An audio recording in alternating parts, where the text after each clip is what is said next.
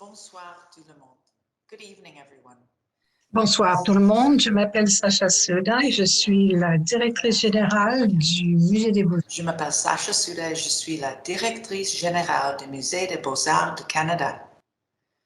Ce soir, je me joins à vous du Musée des Beaux-Arts ici à Ottawa, sur le territoire non cédé, non rendu du peuple Algonquin-Anishinaabe, qui en sont les gardiens depuis des millénaires. Je suis ravie d'avoir l'opportunité de dire quelques mots à l'occasion de la série de conférences des artistes invités de la Fondation Stonecroft de cette année. Cet événement annuel très important peut se produire grâce à la collaboration entre la Musée des Beaux-Arts du Canada et l'Université d'Ottawa. Je tiens à remercier les deux partenaires du musée pour tout ce qu'ils font pour contribuer à la réalisation de ce projet. The 2020 edition is the sixth lecture in this ongoing series. La version 2020 est la 6e édition de cette conférence. À tous ceux qui sont des nôtres, merci d'être là par Zoom. Je sais que vous êtes très sollicités. Nous ne prenons pas pour acquis le fait que vous ayez pris le temps d'être des nôtres.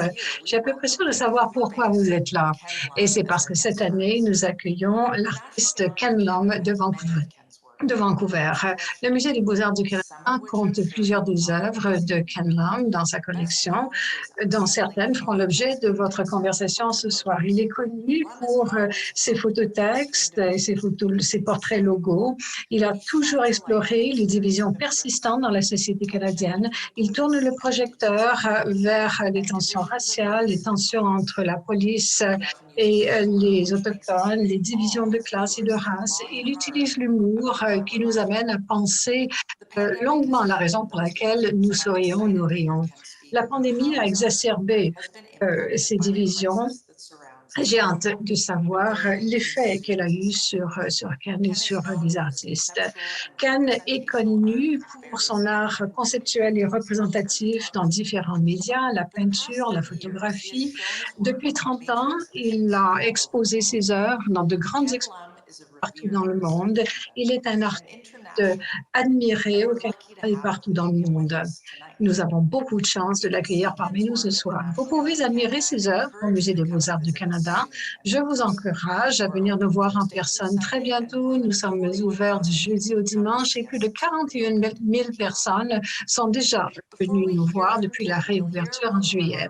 Avant d'entendre Ken Lum, vous entendrez les paroles d'ouverture de Claudette Commanda, aînée de Kitty Kanzibi, le doyen Kevin Key de l'Université d'Ottawa et enfin Jenny Yu de l'Université d'Ottawa qui présentera Ken Lum. Merci encore une fois à Ken, José et vous, l'auditoire et tous ceux de la Fondation Stonecroft, du Musée des Beaux-Arts du Canada et de l'Université d'Ottawa qui ont fait de cette réalité.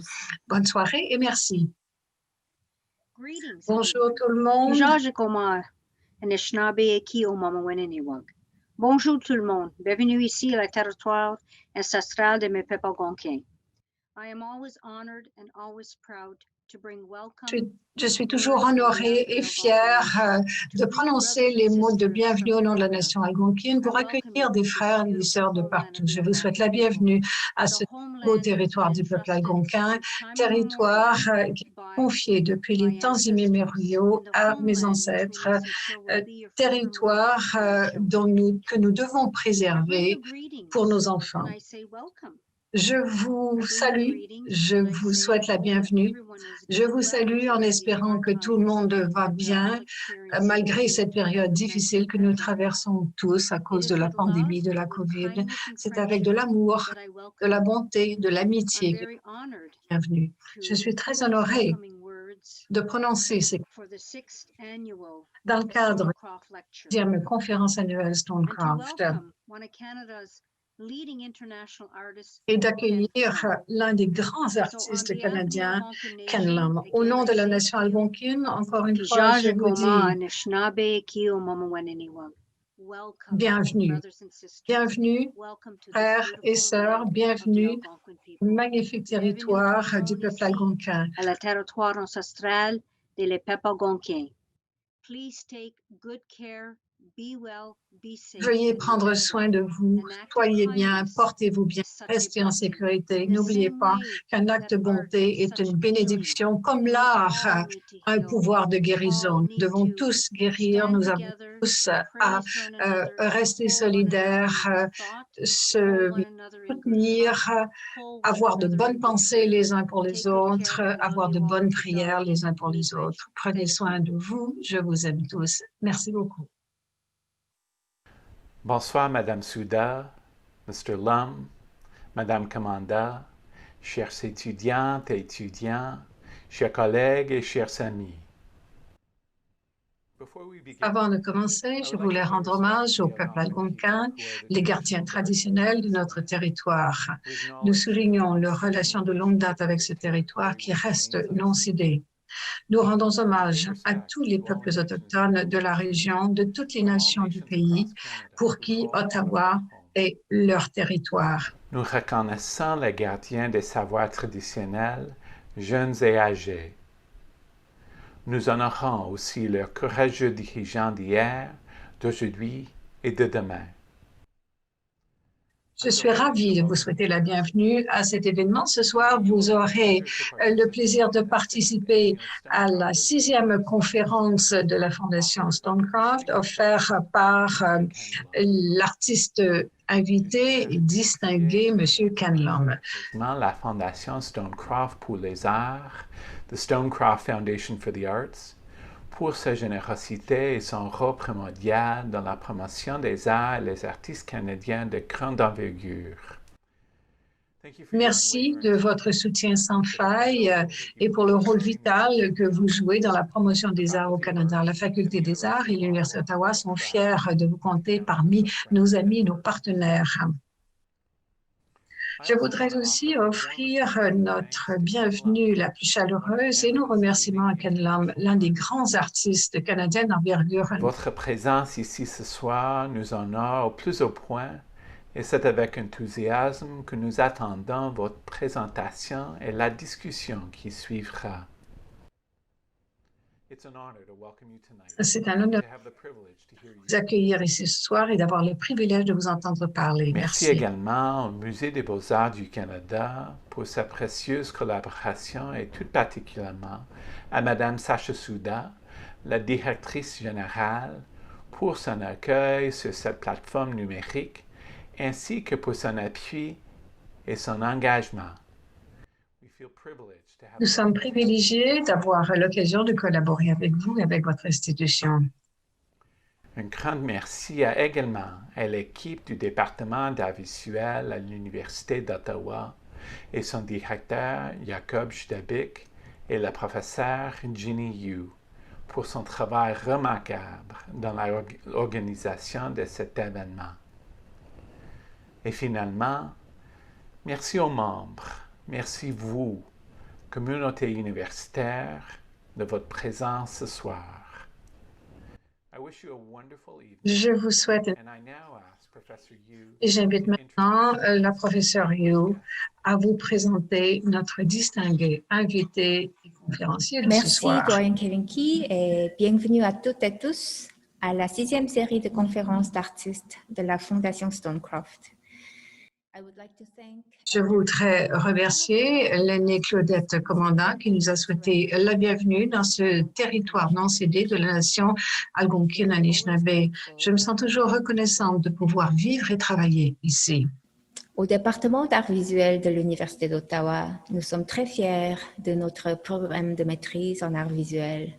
Les étudiants qui sont inscrits à la maîtrise sont invités à adopter une approche multidisciplinaire qui comprend une diversité de pratiques artistiques, de la photographie aux arts médiatiques, en passant par la performance, la sculpture, la peinture, le dessin, la vidéo et l'installation. Pendant leur formation de 2 ans au département, nos étudiants approfondissent les pratiques et théories alimentant l'art contemporain dans les 2 langues officielles. Notre programme de maîtrise de beaux-arts est petit et sélectif. Un maximum de 7 candidats sont admis chaque année, ce qui permet des interactions individuelles entre les professeurs et les étudiants, beaucoup de temps en studio et un espace de travail, même en cette période difficile. Il y a 7 ans, la Fondation Stonecraft pour les Arts a fait un généreux don au département des arts visuels parce qu'elle a été impressionnée par l'effet que notre programme avait à Ottawa, dans la communauté et au-delà. Et la Fondation voulait nous encourager en finançant 2 grands projets pour le département.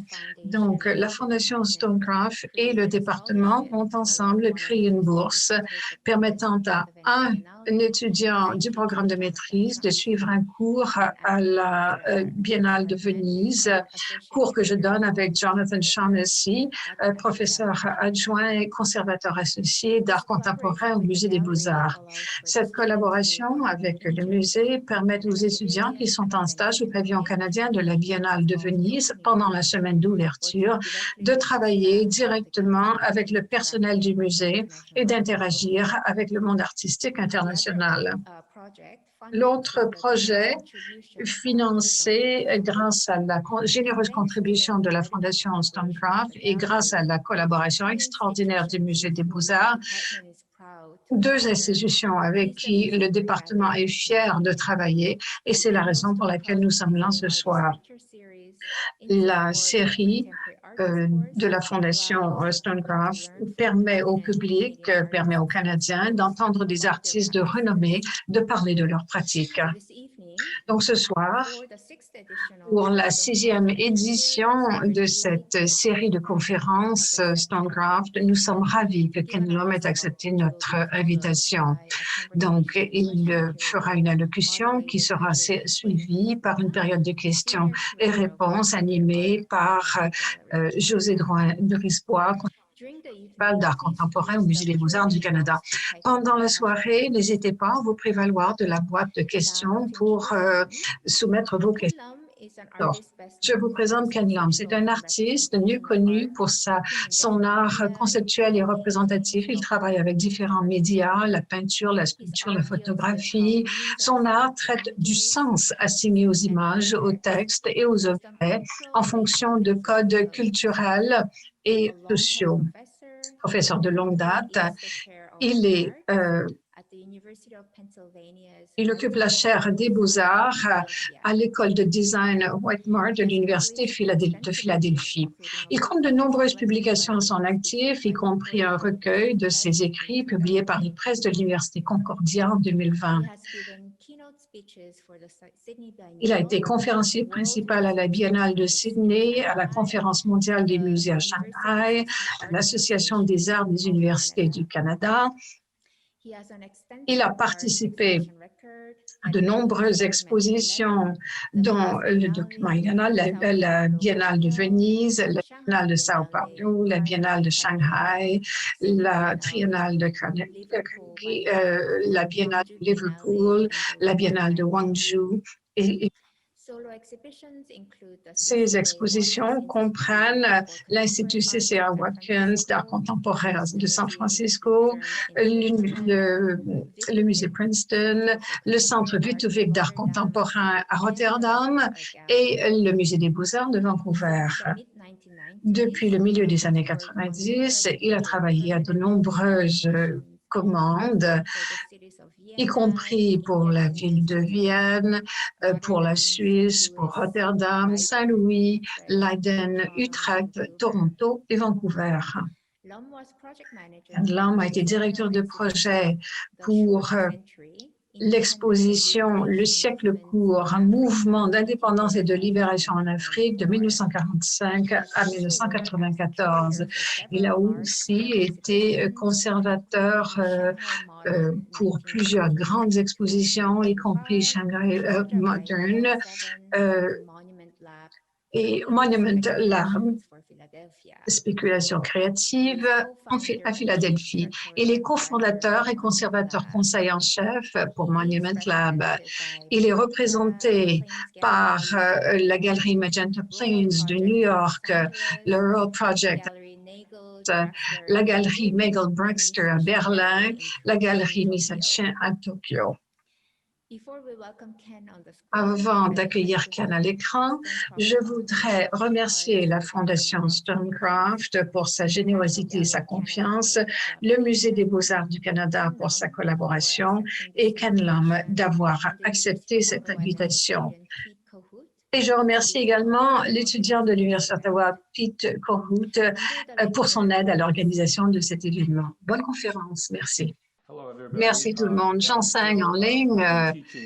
Le plus souvent, je me présente à l'occasion à l'Université de Pennsylvanie,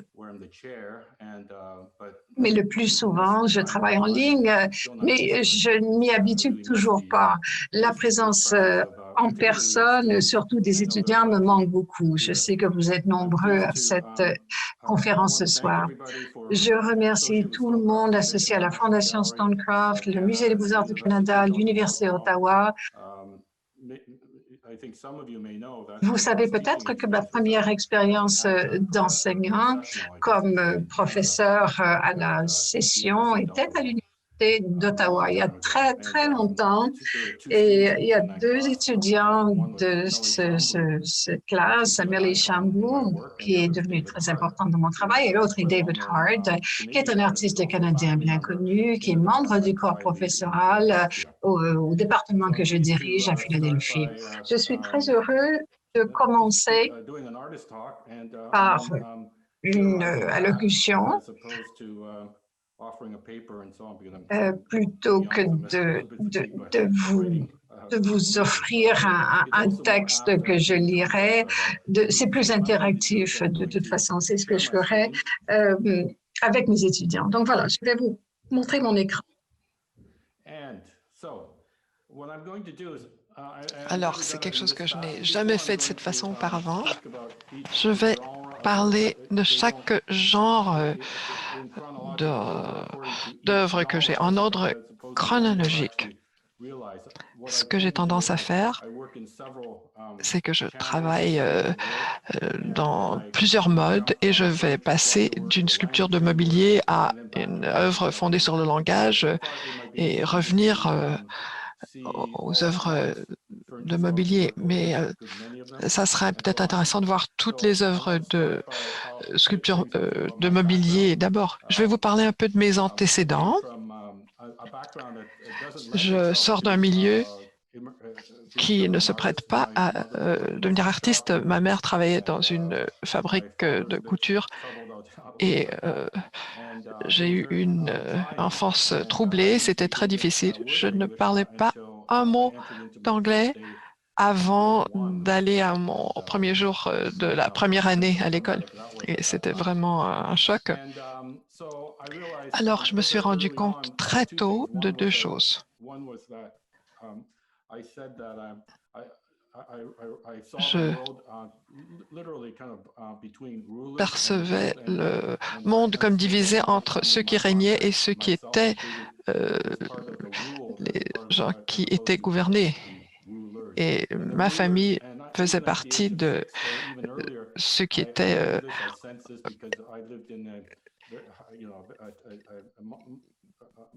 sur qui les autres gens régnaient. Je vivais dans un quartier où il y avait 40% d'habitants chinois, 15% environ de gens des Premières Nations et un autre 30 à 40% d'Italiens, d'Africains, de Grecs. Je vivais juste à côté du Chinatown. C'était un peu comme on disait souvent, le monde nous menaçait, on avait beaucoup de difficultés. Alors, ça a vraiment empreint mon expérience dans les arts. J'avais toujours aimé dessiner, j'ai toujours eu un talent pour le dessin, mais je n'ai jamais eu de formation. Je n'ai pas suivi de cours. C'était vraiment pas une possibilité pour moi, vu mon milieu. Et ça, c'est une des choses qu'on mentionne rarement dans le monde de l'art. Qui a le privilège de pouvoir devenir un artiste? C'est une question de privilège. Quand je me suis intéressée aux beaux-arts, c'était lors de ma 3e année du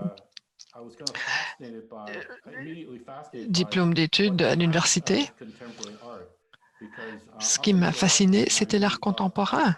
Jusqu'à ce moment-là, je pensais que être artiste, ça dépendait de notre talent à dessiner une figure humaine ou un cheval. Et je ne pouvais pas comprendre que j'avais ces collègues dans mon cours de beaux-arts de premier cycle qui voulaient devenir des artistes, mais avaient aucun talent technique pour le dessin.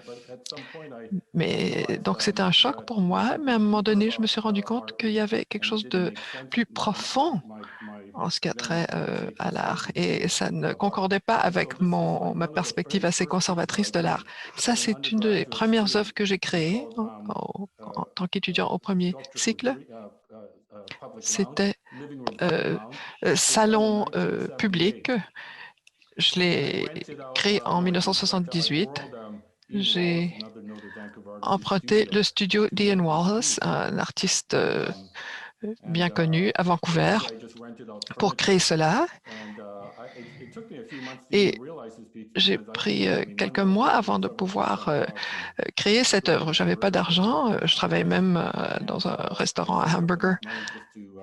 Et donc, j'ai économisé assez d'argent pour pouvoir louer ces meubles, les assembler en sculpture, et je l'ai montré, j'ai exposé. Mais vraiment, la réponse était assez minimale. Les gens ne comprenaient pas de quoi il s'agissait, ne savaient pas qu'en faire.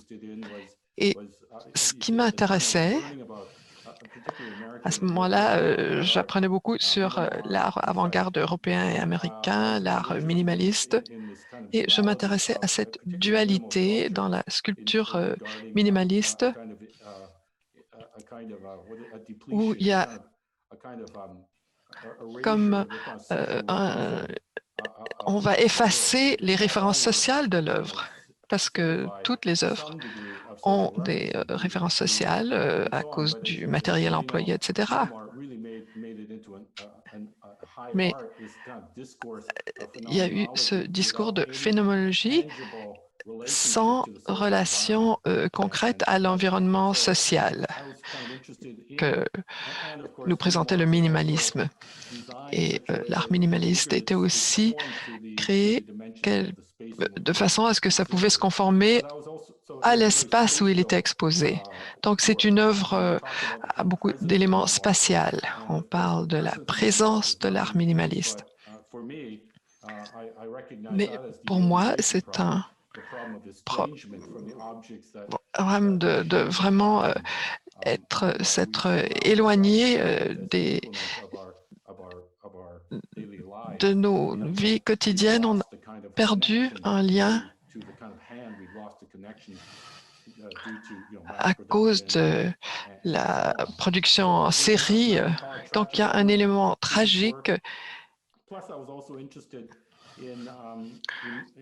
à cette œuvre. Et je m'intéresse aussi à comment l'œuvre pourrait être située dans différents espaces. Si vous connaissez l'œuvre de Robert Smith, il y avait Non-Set qui était fondé sur les espaces d'origine qui sont évoqués alors que les œuvres sont exposées dans l'espace d'exposition. Ici, on va évoquer l'œuvre de l'environnement, l'espace du collectionneur qui va acheter les œuvres aussi et évoquer le salon. Et aussi ici, il y a cet espace privé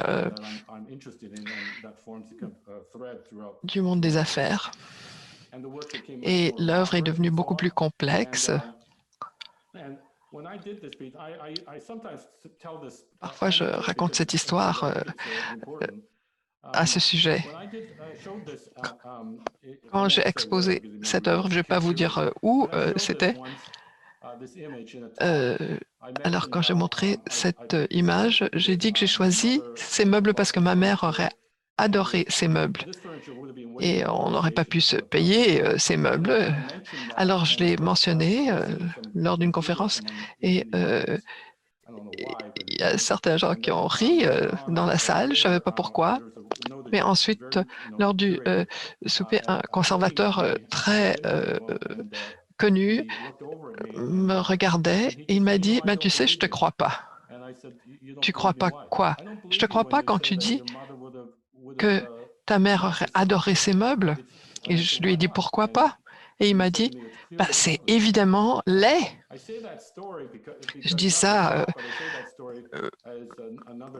parce qu'il y a cette règle qu'on ne mentionne pas dans le système des arts. Peut-être que ça s'est atténué au fil des ans, mais à ce moment-là, je trouvais que c'était offensant, mais c'était aussi un choc parce que cette personne qui était un conservateur très réputé ne pouvait pas s'imaginer l'existence de variations dans le goût à cause de la classe sociale à laquelle on appartenait. Et en voici une autre. C'était vraiment un plaisir pour moi de les faire parce que je pourrais imiter les stratégies minimalistes. Et ces divans ici, le titre c'est ligne, donc les distances entre le mur et le divan est le même qu'entre le divan et la deuxième et les autres divans. Ici, une autre variation. Alors, je citais beaucoup d'autres œuvres. Ici, c'est un divan partiellement enseveli. C'est une référence à le bâtiment de Robert Wilson qui est partiellement enseveli. Donc, Washer, Asher, Wiener, d'autres, même Gina Panay. Beaucoup de ces artistes conceptuels m'intéressaient beaucoup. Il y avait Engine Piper aussi. Et à Vancouver, il y avait ce qu'on appelait l'École des arts de Vancouver à l'époque. Le cours de Ian Wallace sur l'art contemporain actuel invitait des artistes réputés de l'Amérique, de l'Europe qui avaient une base dans l'art conceptuel.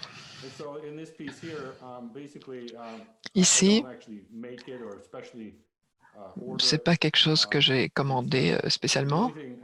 Ici, la seule chose que j'ai fait, c'est que j'avais demandé qu'on refasse le rembourrage, que ça soit recouvert d'orange et qu'il y ait 4 sections qui sont censées être 2 sections et ne sont pas censées être alignées horizontalement comme ça. Et ensuite, je les ai placées l'une contre l'autre.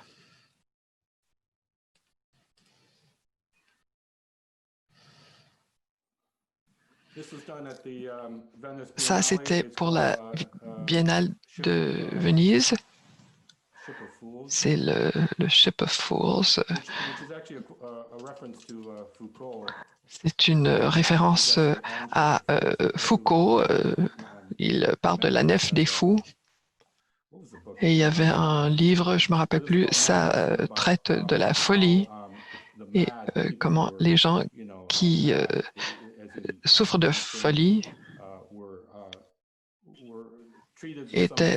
avaient un statut privilégié et on les envoyait, on les mettait dans un bateau, les envoyait d'une ville à l'autre. Et à chaque village où ils arrivaient, on les fêtait. Alors, je m'intéressais à utiliser ces références.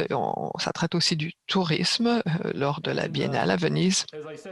Et comme je l'ai dit au début, après cette œuvre de sofa ou de divan, je faisais ce genre d'œuvre. J'ai pensé qu'il serait peut-être intéressant de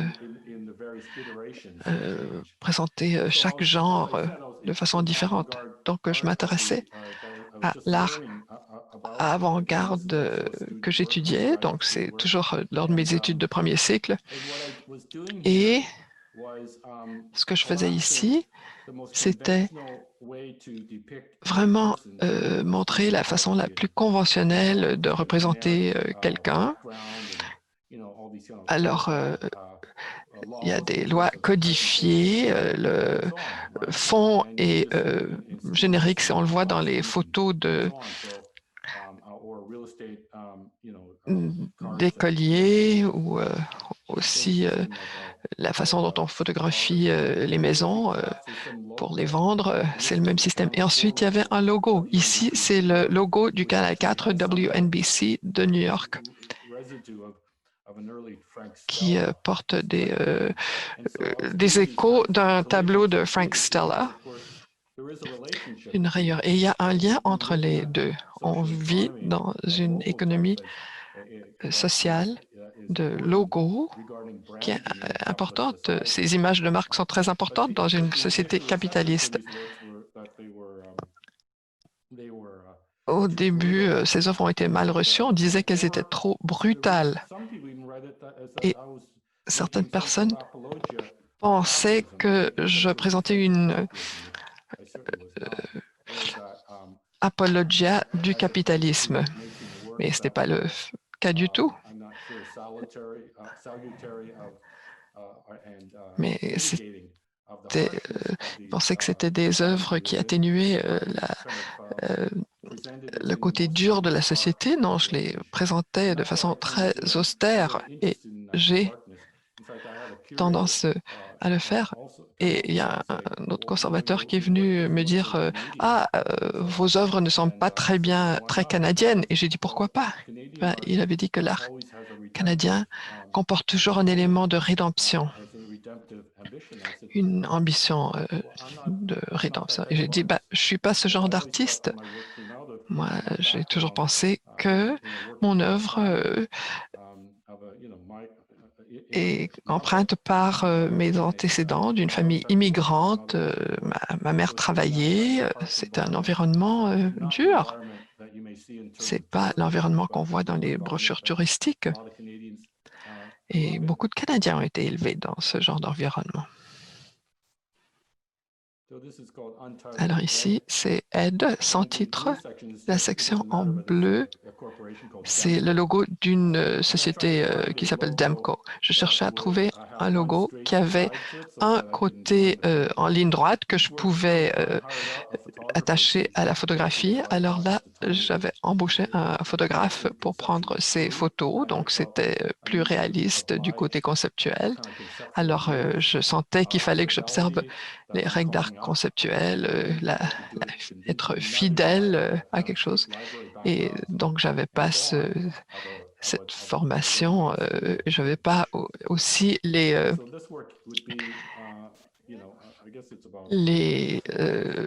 fonds d'images stéréotypiques dans mon studio. C'est des images grandes d'environ 4 pieds et demi. Le bleu, c'est du plexiglas et qui va jusque là. Et la photo est laminée sur le cadre en plexiglas qui se prolonge en dessous. Et ça, c'est son titre Zainab.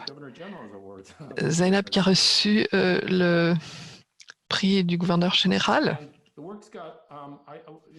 Et ensuite, j'ai changé un peu de démarche. Je n'étais pas satisfait de l'austérité de ces œuvres. Je voulais créer un plus grand équilibre entre l'image et le nom, le logo.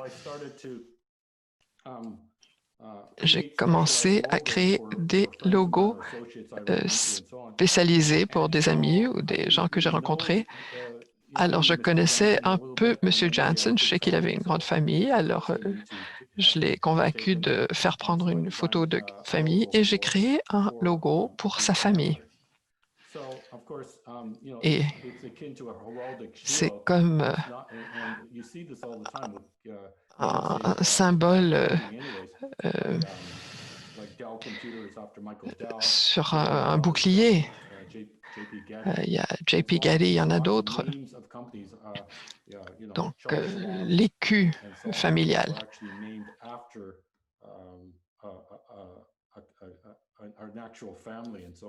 Et beaucoup de ces logos ont le nom d'une famille véritable. Et ici, il y a Madame Sandy.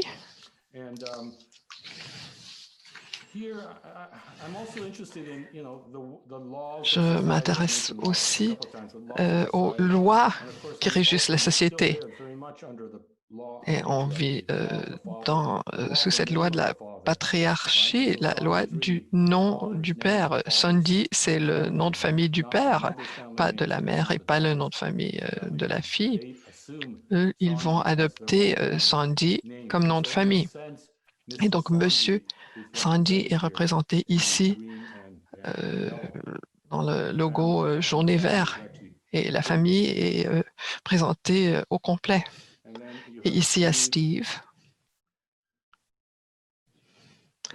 Ce qui est curieux, quand on donne une conférence sur Zoom, c'est qu'on n'a pas de réaction de la part du public. Alors, la famille Olner. Donc, tout ceci ont été créés spécialement pour la famille. Et ce ne sont pas des sociétés commerciales. Alors, de nouveau, cette loi patriarcale, Olner, c'est le nom du père. Son nom de famille était chinois, c'était Wang, et Wang, c'était aussi le nom de son père, en fait. Ici, Cecil et Ethel Grote.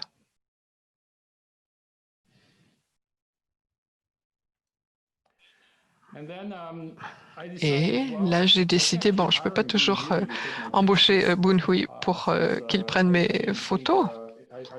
À un moment donné, je pensais que ça me limitait trop. Il a fait du très beau travail pour moi, mais là, j'ai décidé d'aller plus loin. J'ai appris à prendre mes propres photos normalement. L'origine avec un appareil photographique Hasselblad et plus tard un appareil 4x5 Cymer ou une Mamiya ou RZ67. Alors, bon, en disant adieu à Boon Hui, j'ai décidé si je pouvais prendre sa photo comme lui, il prendrait ma photo. Alors voilà, Boon Hui photographié. Je crois que c'est une des œuvres ici au Musée des Beaux-Arts.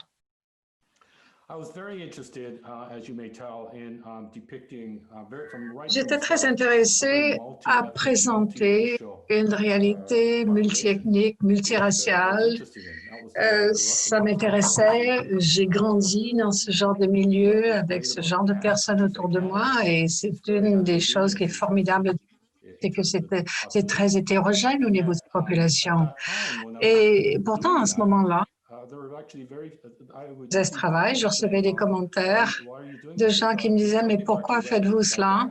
Certaines personnes pensaient que c'était didactique alors que je n'avais nullement cette intention.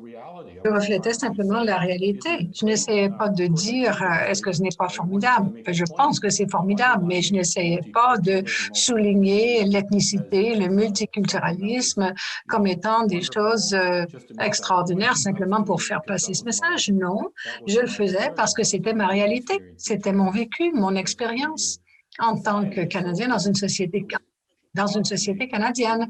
Et donc, c'était curieux pour moi de recevoir ce commentaire à l'occasion, comme quoi j'essayais de présenter un message didactique au sujet des mérites du multiculturalisme. Gillian et Smokey, alors vous voyez le côté graphique de l'image qui se développe. Je pense que le côté graphique, les caractères, surtout maintenant avec l'Internet, restent tellement sous-utilisés. Le côté graphique du texte, le côté imagé, la textualité des images, c'est sous-utilisé. Alors, ceci, enfin, à ce moment-là, on m'avait C'était inspiré de la carte postale la mieux vendue au Canada. En fait, pas cette photo que j'ai prise, mais un groupe de Premières Nations devant une caravane avec des plumes sur la tête et avec deux gendarmes de la police montée, de la GRC. Et ça présente les Autochtones comme une espèce de réalité muséale ou une réalité ancienne du passé. Et donc, je voulais représenter cette réalité dans le moment présent.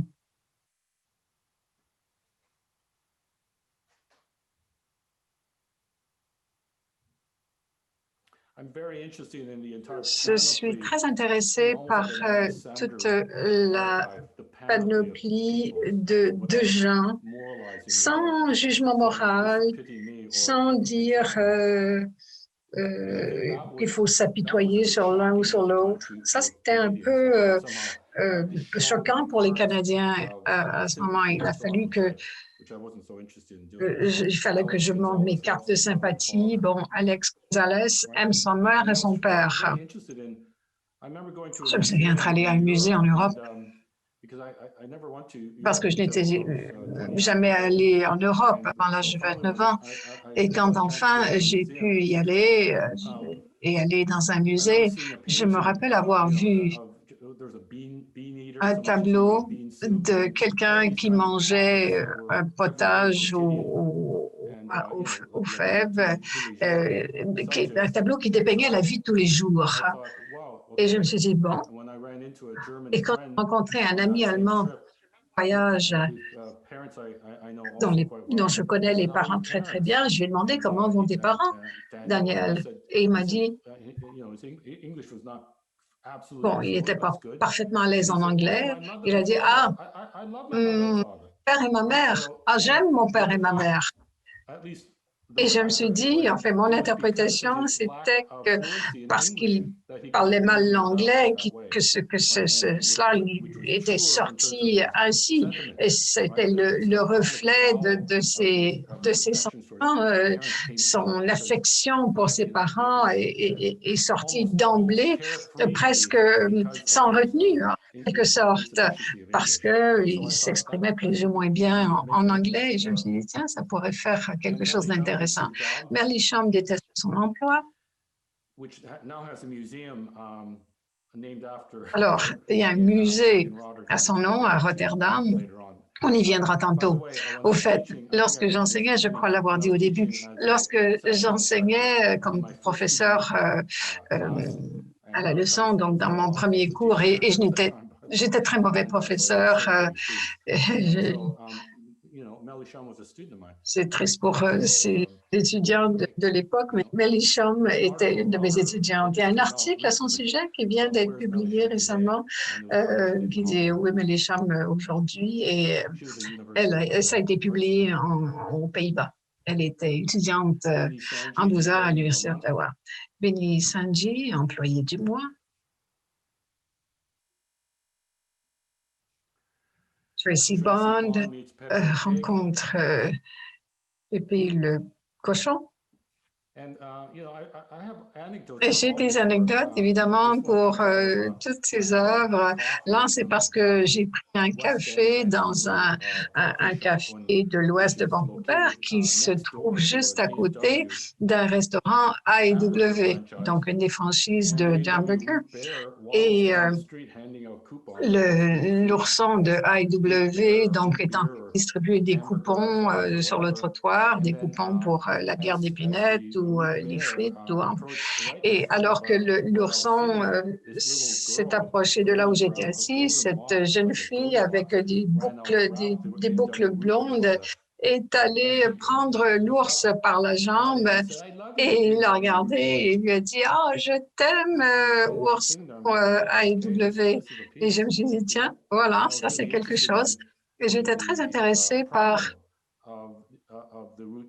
le problème de cet ours comme espèce animale de la nature qui usurpait en quelque sorte l'enchantement de la pâtisserie, mais qui finalement ne vendait que des hamburgers.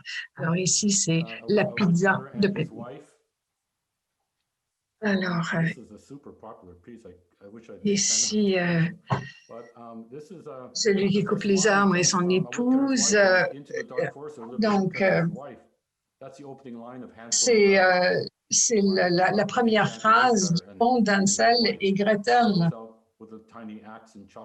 Donc, il va couper les branches d'un arbre et c'est suffisamment d'arbres pour alimenter le feu pendant quelques jours. Donc, ce bûcheron qui coupe l'arbre, c'est une histoire différente, en fait, de coupure avec la nature et d'une économie qui est fondée sur la destruction de la nature. Donc, ça, c'est le travail qui est issu de ma méditation sur la vie en Colombie-Britannique à l'époque. Et j'encourage toujours les étudiants, quand ils réalisent quelque chose, s'ils me disent « Ah, je ne sais pas vraiment quoi dire, ce qui peut être un bon sujet », je leur réponds toujours « Je ne comprends pas cela » parce qu'il y a toujours quelque chose d'intéressant dans votre monde, votre passé. Il y a toujours des éléments dissonants auxquels vous pouvez puiser pour faire de l'art intéressant. Pour trop d'étudiants, leurs propres antécédents est trop banal ou hors limite pour générer quelque chose, une œuvre, alors que c'est faux. Les éboueurs, ou enfin ceux qui ramassent les ordures, nous sommes Sacred Blade,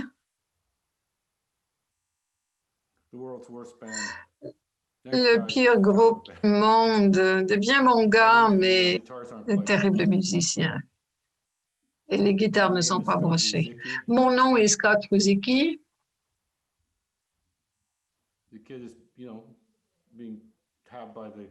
Alors, il est intercepté par la police. Voilà, vous avez votre identité, vous avez vous en tant que personne et vous avez votre identité administrative, le nom qu'on vous a donné, mais ce n'est pas vous, c'est une partie de vous, tout simplement. Rebecca Rosenberg, qui chante Bye Bye Blackbird, qui chante à voix tonitruante. J'avais un studio pas très loin et j'entendais un gars qui chantait Bye Bye Blackbird tous les jours et ça a duré pendant des années à Vancouver. Et il roulait un bout de journal et il chantait dans ce bout de journal comme si c'était un micro. Une partie du travail vient de ses observations. Et puis, le texte-image est devenu plus égal, si on peut dire, et j'étais intéressée par les qualités du texte, le texte qui ne se répète pas de façon identique, mais avec des variations, ça devient une espèce de mantra qui est un peu erratique, qui crée un bruit dans l'oreille des gens, qui, quand on lit cette mantra, crée une espèce d'oscillation entre l'image et le texte. Donc, on peut comprendre le texte très rapidement parce qu'il y a un nombre limité de mots, mais j'étais très intéressée par ces moments où la langue est à limite, où le langage ne peut pas adéquatement inclure les émotions, véhiculer les émotions, le traumatisme ou le stress ressenti à ce moment-là.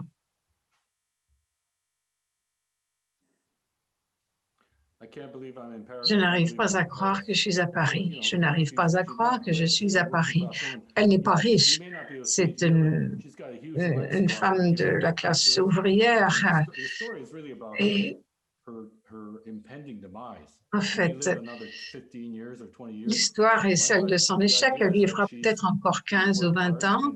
Le message, c'est qu'elle a travaillé très fort, elle a pu économiser et son rêve, le rêve d'une vie, c'est d'aller à Paris et enfin, elle est à Paris. Donc, l'histoire, en fait, c'est une histoire de mortalité aussi. Hein? Et cela fait partie de mon travail. J'explore beaucoup la mortalité, la mort. Dieu, tu me manques.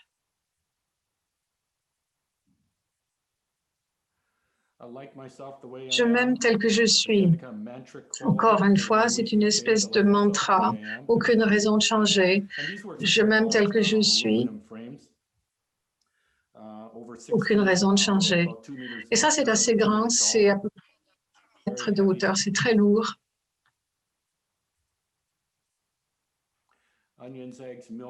Oignons, œufs, lait, beurre, journal. Ça, c'est la responsabilité qui est dépeinte. Pas besoin d'une liste, je m'en rappellerai. Eh, ça n'est pas drôle. Ça n'est pas drôle.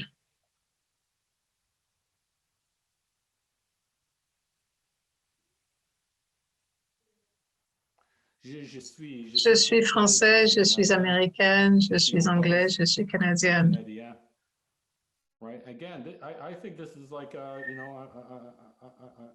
Et là aussi, c'est un peu comme l'autre image. Je n'arrive pas à croire que je suis à Paris. C'est une femme au 3e âge, donc elle apprend le français à un âge très avancé, mais elle dit « je suis » au moment où elle le dit. Elle se demande aussi « qui suis-je » Donc elle fait une pause, elle marque un temps d'arrêt, ça devient une réflexion. Ne sois pas bête, tu n'es pas laide, tu n'es pas laide, tu n'es pas laide du tout, ne sois pas bête. Et peu importe ce que dit cette femme à la femme asiatique, elle ne pourra jamais la persuader qu'elle n'est pas laide. Bonjour, comment ça va? Ça va bien, je m'appelle Fong. Et les Fong, c'est son identité, mais les Fong en chinois, mais parce qu'il vit dans une société anglophone, il doit apprendre à prononcer son identité comme Fong, F-U-N-G. Tu ne m'aimes pas, tu ne m'as jamais aimé. Quand m'as-tu jamais aimé? Tu te fous de moi. Plus elle répète des variations de cette ligne, plus elle perd cette personne davantage, cette personne qu'elle veut récupérer, qui ne reviendra jamais. Et ça, ce sont des photos montées.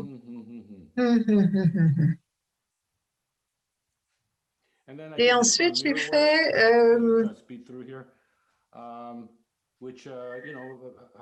ces œuvres avec des miroirs pour montrer les photos que les gens mettent dans les coins des miroirs. Les photos sont là en permanence. Elles ne sont jamais en angle, elles sont toujours droites et perpendiculaires parce qu'elles doivent avoir l'air fortes, robustes. Et la collection de photos peut venir de différentes sources, pas une seule personne, mais dès qu'on les met dans un cadre, quelque chose arrive et on lit cette narration d'une subjectivité possible comme étant la propriété d'une personne qui raconte une histoire ou d'un foyer ou d'une famille, d'un ménage. Ensuite, voilà, la galerie serait comme ceci. J'étais intéressée par la photo, mais pas intéressée à prendre des photos. Et donc, j'ai collectionné ces photos en 2 grandeurs, grandeur portrait et grandeur pleine. Et dans l'acte d'identification de ces photos à quelqu'un d'autre, vous voyez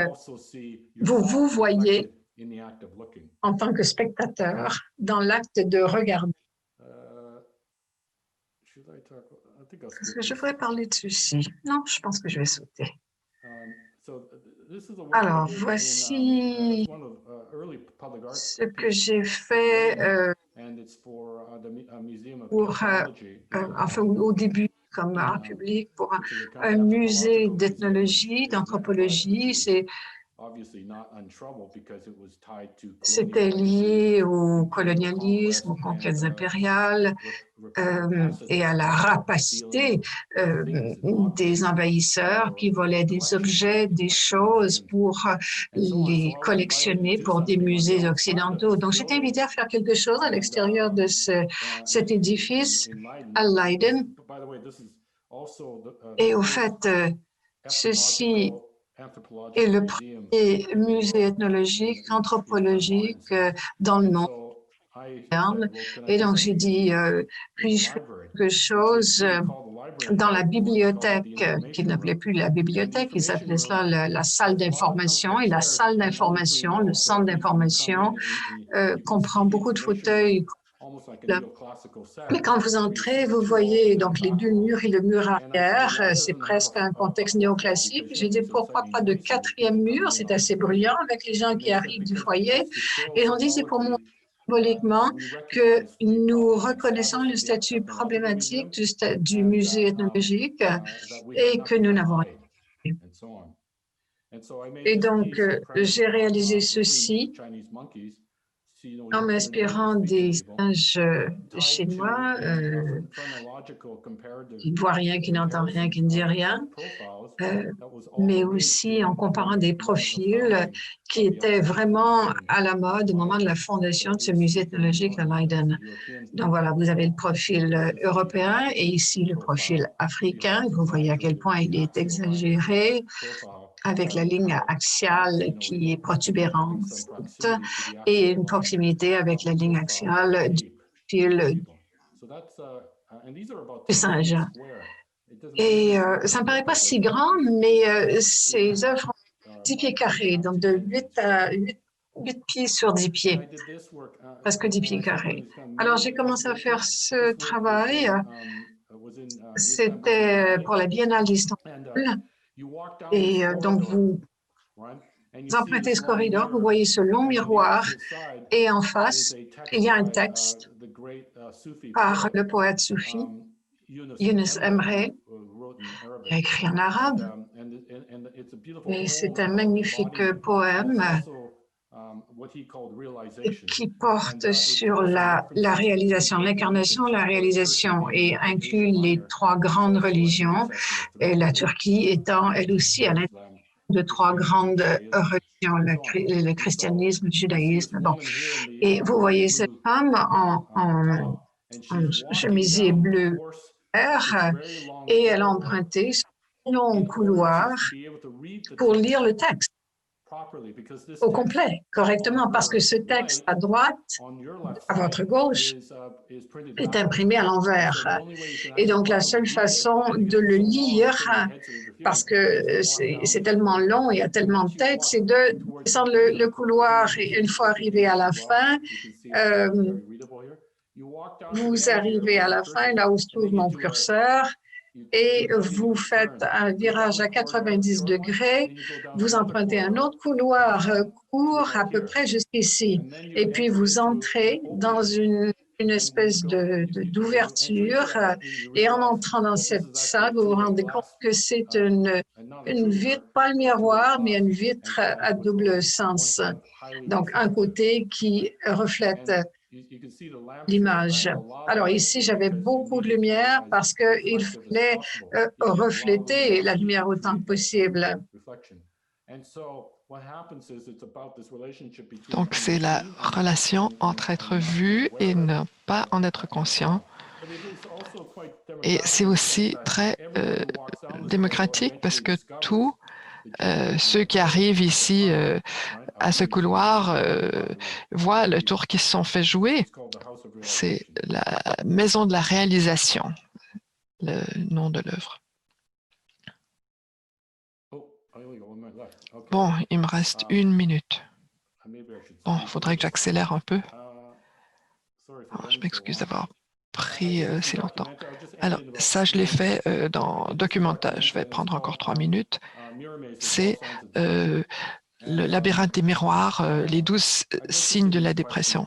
Alors, je m'intéresse à ces questions. On arrive, on voit seulement ces mots sur la dépression. Donc, la formation du sujet, imaginer la subjectivité des autres. Je voulais vous montrer de mes nouvelles œuvres, mais je vais sauter par-dessus. Alors, j'ai fait aller acheter des signes et encore la mort qui arrive ici, c'est Shirley Janet, c'est un nom inventé, fermé aujourd'hui à cause du décès de Shirley Janet.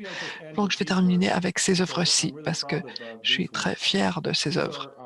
Ce sont des œuvres nécrologiques qui sont tout en texte, mais composées. La conception graphique, c'est le style du 19e siècle, des frontispices.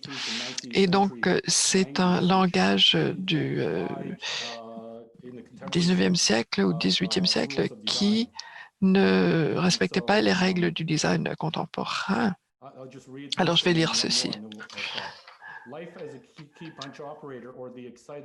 Les escapades passionnantes de Charles Wilson Turner, la septième de 10 enfants, qui est devenue une dactylographique pour l'administration des anciens combattants, et elle a épousé un agent de police et elle est morte 1 an après la mort de son mari. Et donc, elle a parlé de tout ce qu'elle a fait. Ils ont pris une croisière dans les Caraïbes et on a aussi l'observation où quand elle a appris à faire la perforation des cartes à l'école de formation de Camden, mais elle a toujours été placeur dans l'église baptiste de Antioch. Donc, ce sont des vies de tous les jours qu'on transforme en vie de héros avec le texte. Donc, voici la dernière que je vais présenter, la malheureuse histoire. Donc, c'est des œuvres hautes de presque 3 mètres. Le cas malheureux de Lucy Chona Santos, qui a été condamnée pour avoir fait entrer de l'héroïne en Indonésie, qui a tombé victime par un faux recruteur qui faisait partie d'un gang de drogue et a menacé de tuer les membres de sa famille. Donc, elle avait grandi dans un bidonville sur les bords de Manila où elle aidait ses parents et ses frères et sœurs à survivre. Elle allait ramasser les déchets, etc. Et elle attendait l'exécution. Elle a passé ses jours dans une prison surpeuplée, misérable. Alors là, vous pouvez voir les détails de sa finalité, de sa fin. Alors là, vous pouvez voir mon intérêt dans cette formation de sujet.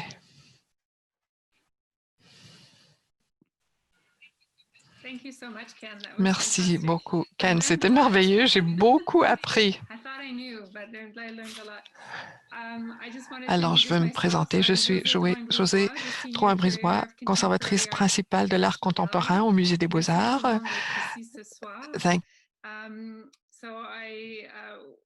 Je voulais aussi prendre cette occasion pour inviter les membres du public à écrire des questions dans la section des questions-réponses Q&A de Zoom. En français, on voit Q et R pour questions et réponses.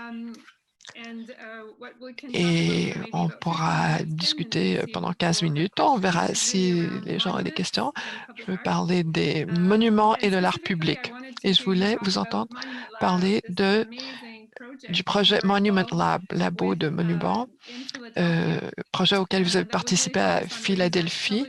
Et donc, on se penchait sur comment les monuments de l'art public, monuments commémoratifs fonctionnent. Qu'est-ce que vous avez appris? Quelles leçons avez-vous retenues? Eh bien, je continue à apprendre. Quand j'ai déménagé à Philadelphie en 2012 pour entrer en poste à l'Université de Pennsylvanie, une des premières choses que j'ai remarquées au sujet de cette ville, une ville qui existe depuis longtemps en Amérique du Nord, et j'ai remarqué un déséquilibre quant à l'inventaire de monuments de la ville. Il y a plus de 1000 statues dans cette ville. Mais la première statue approuvée officiellement d'un Afro-Américain n'a été créée qu'en 2017. Philadelphie a aussi des antécédents fiers mais horribles. par rapport à ça. C'était un point d'entrée pour le chemin de fer clandestin, mais c'était pas fier parce qu'il y a eu beaucoup de pendaisons. Et W.B. Du Bois venait de là, et d'excellents musiciens jazz. Duke Ellington jouait là très souvent.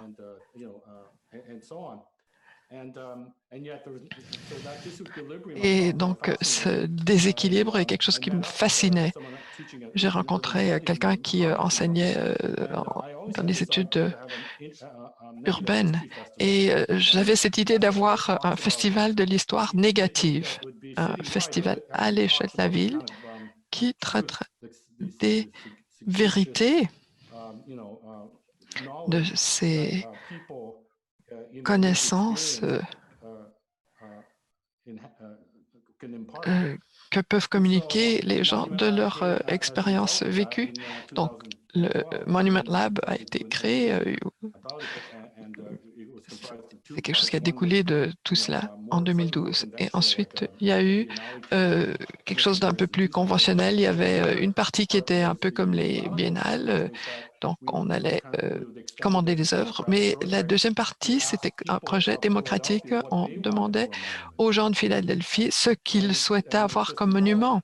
Et ça a évolué. Maintenant, je donne beaucoup de conférences sur l'iconographie de beaucoup de monuments, des monuments qui semblent tout à fait banals et qu'on ne va pas remettre en question. Pendant des années, je présentais un exposé, je parlais des propriétaires d'esclaves, y compris James McGill à Montréal. Et certains disaient, « Ah, tu étais vraiment à la fine pointe de tout ça, mais c'est pas du tout ce que je pensais. Moi, je pensais que tout le monde le savait. La seule différence, c'est que moi, je cherchais à formaliser quelque chose au sujet de cette question de monument. Et ce qui m'a impressionné, c'est vraiment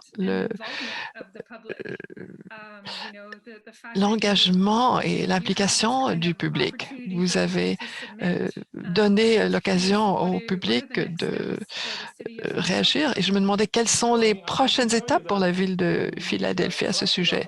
Je peux vous dire qu'une fois qu'on a recueilli toutes les idées des gens de Philadelphie quant à ce qu'on devrait commémorer, beaucoup de gens ont dit qu'il devrait y avoir un monument pour de meilleures écoles parce que les écoles américaines sont vraiment horribles, à moins qu'on soit riche.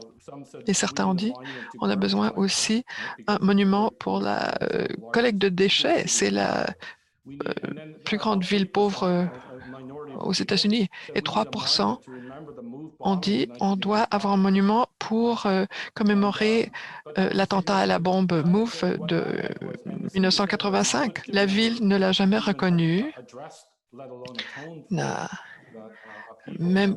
s'est même pas excusé pour ces horribles choses. C'était les droits civils. Il y avait une secte, John Africans et sa famille, qui préconisait, ça semble complètement fou, ils étaient végans, ils mangeaient du tofu, ils croyaient dans la durabilité, mais on les considérait comme étant étranges et ils ont refusé d'envoyer leurs enfants à l'école publique. Et c'était comme... Ils ont dit que nous, on peut mieux éduquer nos enfants. Alors peut-être que c'était bon, mais c'était vraiment intolérable pour la ville à l'époque. Et ça voulait dire que même la ville n'a pas reconnu ces péchés à l'égard de ses propres citoyens, mais les habitants de Philadelphie s'en souviennent. Et je crois aussi qu'à Ottawa, les citoyens ont toutes sortes de connaissances locales qu'on ignore à nos propres risques, en fait. Et je sais qu'au fil des ans, vous avez beaucoup travaillé dans le domaine de l'art public. Est-ce que Monument Lab a changé votre façon d'aborder l'art public? Je pense à cette expérience de Philadelphie et aussi de Vancouver. Combien est-ce que c'est différent une ville de l'autre? J'ai j'ai mentionné dans mon livre que je me sens jamais chez moi, même si où que je suis, où que je sois. Je me sens plus à l'aise à Vancouver parce que je connais la ville, mais en mon fort intérieur, je me sentais pas plus chez moi que à Vancouver qu'à Philadelphie. Mais je dirais que quand j'ai déménagé à Philadelphie, les différences sont beaucoup plus complexes. Ce sont les États-Unis, il y a beaucoup plus de racisme comparativement. Mais je crois que toutes mes œuvres s'ouvraient à ces questions, ces problèmes, même à Vancouver. Alors, quand je suis arrivée à Philadelphie, j'ai vu que beaucoup de choses qui m'intéressaient et des choses qui ont été confirmées. Alors, qu'est-ce que vous pensez quant aux monuments au Canada? Ce ne sont pas seulement les monuments, il y a aussi les noms. Moi, je viens d'une province à un nom doublement colonialiste, la Colombie-Britannique. Je crois qu'il y a beaucoup de travail à faire et les Canadiens sont un peu ignorent ces questions un peu trop. Alors, mes écoles, je suis allé à l'école Lord Selkirk, Amiral Seymour. L'amiral Seymour, c'est une des personnes qui a poursuivi les gens en Chine pendant la guerre de l'opium. Alors, j'allais à une école qui célébrait quelqu'un qui attaquait les Chinois et il y avait peut-être 30% des élèves de l'école qui étaient chinois. Alors oui, il y a beaucoup de choses qu'on devrait changer au Canada. Alors, c'est étrange aux États-Unis parce que c'est plus avancé et plus régressif en même temps. Alors, je ne crois pas que Monument Lab aurait été possible au Canada. Donc, très rapidement, on a eu cette idée, on l'a présentée à différentes fondations et presque immédiatement, on avait 2,5 millions pour le faire. Et on a eu 4 millions de dollars de la Carnegie Mellon. Maintenant, on a des projets à Amsterdam, à Anvers et aussi Munich, à Los Angeles récemment, à Chicago. Oh, je ne savais pas que c'était quelque chose qui s'étendait au-delà, en dehors des États-Unis. Félicitations pour ce projet. J'étais très heureuse quand j'ai pu lire le livre, quand j'ai pu l'obtenir. La raison pour laquelle je suis principal conseiller de conservation, c'est parce que c'est trop de travail. Le cofondateur de Monument Lab, Paul Farber, heureusement, est beaucoup plus jeune que moi. Moi, j'ai une famille, lui, il n'en a pas. Moi, je suis président du département à une université où on travaille fort, type alpha. Alors, si j'écris un livre, les gens nous félicitent et ils disent qu'est-ce que vous allez faire maintenant? Le travail ne finit jamais et tout le monde adore travailler. Et je ne crois pas que c'est nécessairement sain. Ce n'est pas bon pour moi parce que j'ai tendance à accepter tous les défis. Et je crois que repenser les monuments, c'est quelque chose de très important. Aussi, repenser les musées, mais ça serait une autre conférence. Oui, on travaille pour le Musée des Beaux-Arts de Cleveland, par exemple, pour repenser ce musée. Eh bien, on pourra en discuter plus tard. Mais quant au nom et au lieu, j'étais vraiment frappée par Melisham déteste son boulot. C'était une commande pour l'extérieur pour l'ancien centre pour l'art contemporain VT de Vidgard. Et récemment, le musée a annoncé qu'il changeait son nom pour Institut des Arts Melly. Est-ce que vous pouvez parler de cette commande et de la réaction du public à cette œuvre? C'est une merveilleuse histoire, ça a très peu à faire avec moi. C'était le hasard. Moi, j'étais le premier exposant au Centre pour l'art contemporain VT de Vidgard à Rotterdam. C'est un genre de Kunstverein situé dans un quartier assez défavorisé. Personne ne s'y risquait la nuit. C'était mal éclairé. Mais maintenant, c'est le lieu des hipsters. Alors, ils l'ont nommé Vite de Vite parce que l'adresse était 50 Vite Strat. Et Vite de Vite, c'est nommé à la mémoire de Cornelius Vite de Vite, qui était travaillait pour la compagnie de traite en Indonésie pour les Néerlandais. Alors, quand j'ai exposé mon œuvre, ils avaient ce cadre pour une grande annonce publicitaire, pour un grand tableau d'affichage, et ils ont dit on va garder ça et on va mettre une affiche qui donne toute l'information sur l'artiste qui a une exposition qui présente les dates et l'image d'une œuvre. Et ils ont dit on aimerait afficher Melisham déteste son boulot et ensuite on va y ajouter le texte de votre nom, de l'exposition, etc. Mais pour une raison ou une autre, je ne me souviens pas pourquoi, et je me suis dit, est-ce qu'on ne peut pas seulement afficher l'image sans y ajouter le texte? Ils en ont discuté, ils ont dit, bon, d'accord, très bien. Alors, on avait conclu qu'on allait éliminer cette affiche à la fin de l'exposition, et c'était en 1990, n'est-ce pas? Oui. Et ce qui est arrivé, c'est qu'une fois que cette œuvre a été décrochée et qu'un nouveau panneau serait affiché,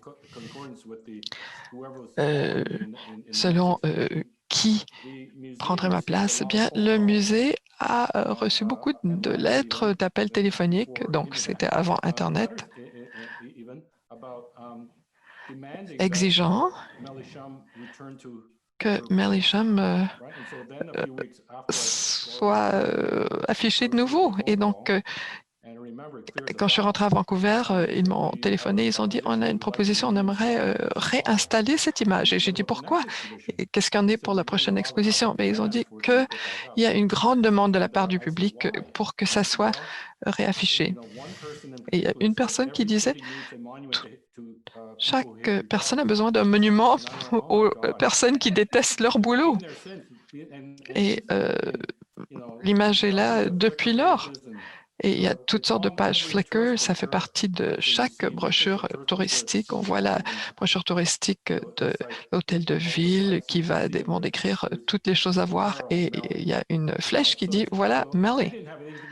Alors, j'ai rien eu à faire avec ça, c'était une décision simplement de ne pas y ajouter le texte qui décrivait mon exposition, mais je l'adore. Et donc, je me sens très chanceux. Il est très rare pour l'art public d'être si bien accueilli. J'étais tellement heureuse d'entendre cette annonce et surprise et très fière aussi. Nous avons quelques questions. La première a été envoyée assez tôt.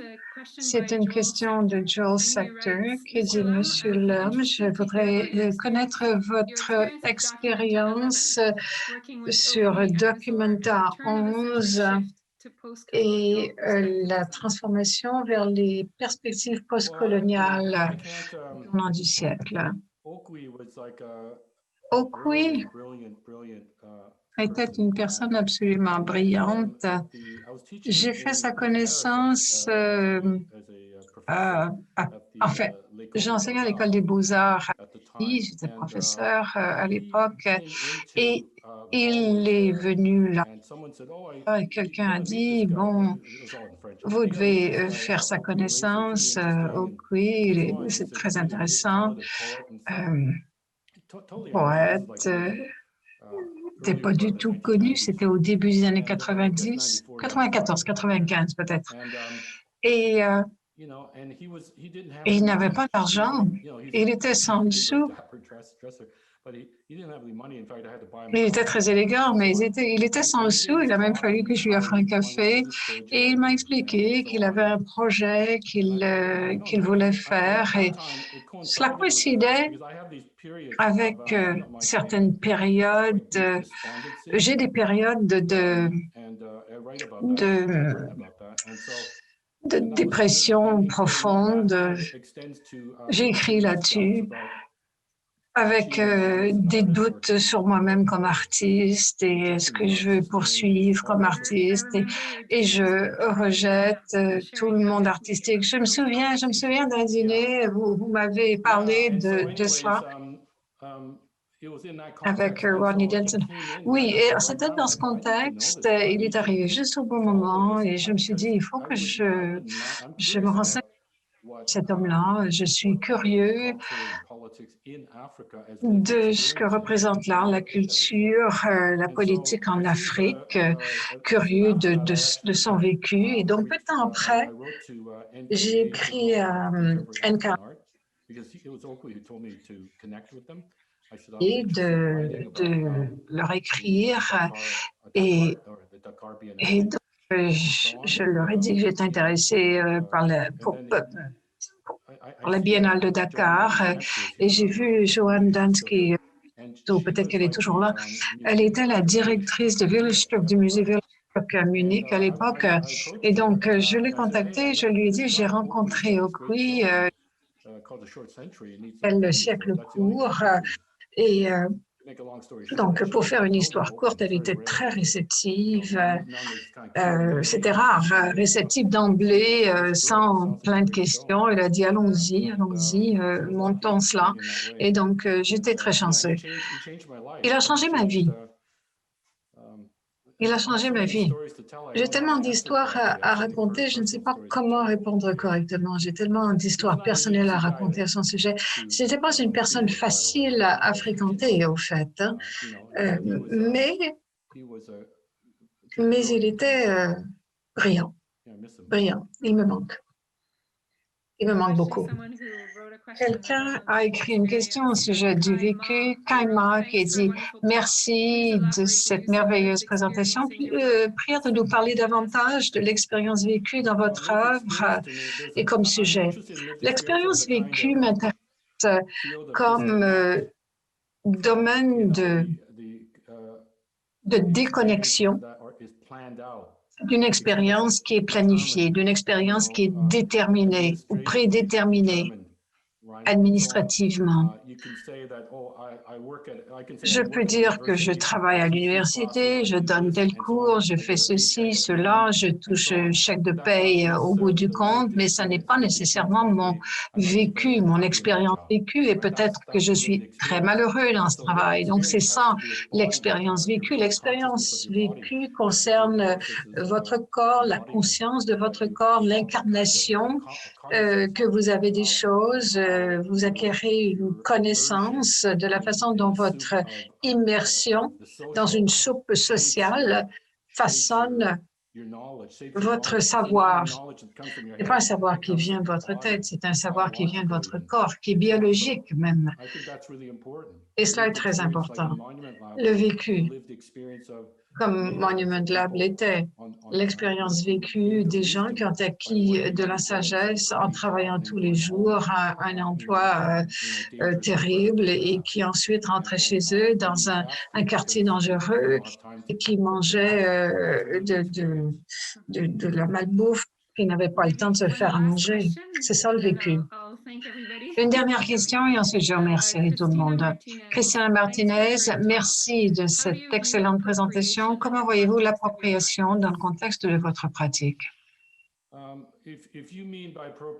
Par appropriation, si vous voulez dire les ondes interdites parce que quelqu'un d'autre a un droit plus grand à telle ou telle chose, à une référence à quelque chose, je ne suis pas très sympathique à cette vision des choses. Quand je faisais mes œuvres avec des meubles, j'étais considérablement critiquée par des femmes à la fin des années, par des artistes femmes féminines qui disaient vous envahissez un territoire qui appartient aux femmes, les meubles, et je n'étais pas intéressée à savoir qui a le droit de propriété et qui n'a pas le droit de propriété, ce qui ne veut pas dire qu'il est sensible à toutes sortes de questions, toutes sortes de réalités, parce que les personnes opprimées voient des degrés d'appropriation plus grands que les personnes privilégiées. Les privilégiés estiment qu'elles peuvent tout s'approprier, y compris voler des butins après les guerres, notamment. Donc, pour ce genre de choses, je pense que chaque personne doit voir ce qui est éthique pour lui, pour elle. Mais il y a beaucoup d'autres domaines qui font partie du domaine visuel public pour lequel ma vision est différente de l'appropriation. Je vous remercie beaucoup, Ken. Ça a été vraiment un plaisir. Excusez-moi d'avoir débordé. Je ne me suis pas rendu compte que j'avais débordé. Non, mais ça va. J'essaie quand même de surveiller un peu le temps, mais c'était formidable. Et je remercie vraiment tout le monde d'avoir été des nôtres. Je vous invite à nous retrouver le 21 novembre de 13h à 14h pour entendre les artistes de photographie discuter avec Andrew Cunard. Et je veux vous dire aussi que le Musée des Beaux-Arts est vraiment très heureux de travailler en collaboration avec le département d'art visuel de l'Université d'Ottawa, là où j'ai étudié moi-même les arts visuels à l'époque. Nous sommes impatients de vous revoir tous l'an prochain pour la 7e édition de conférence Stonecroft, on peut espérer en personne. La tragédie, c'est que j'aimerais bien pouvoir fumer un joint avec des gens autour de moi en ce moment. Merci tout le monde. Bonne fin de soirée. Au revoir.